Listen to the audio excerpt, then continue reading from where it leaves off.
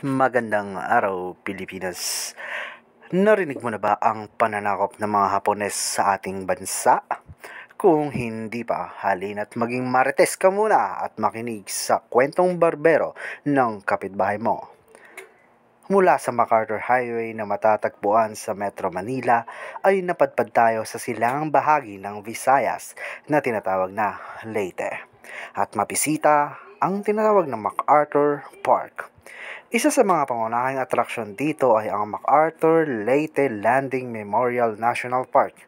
Ito ay matatagpuan sa municipality ng Palo, Leyte. Kung saan makikita mo ang mga iisa lang pala yan. Ito ay ang paggunita ng makasaysayang pagdaong ni General Douglas MacArthur na nag-iwan ng mga katagang I shall return. Ikaw ba? Binalikan ka na ba ng mahal mo?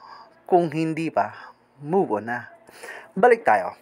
Nangyari ang kanyang pagdaong upang ipagtanggol at palayain ang mga Pilipino dahil sa marahas na sinapit mula sa mga Hapon. At dito na nagsimula ang paglaya ng mahal mo, paglaya ng Pilipinas sa mga Hapones. Kaya ikaw, palayain mo na.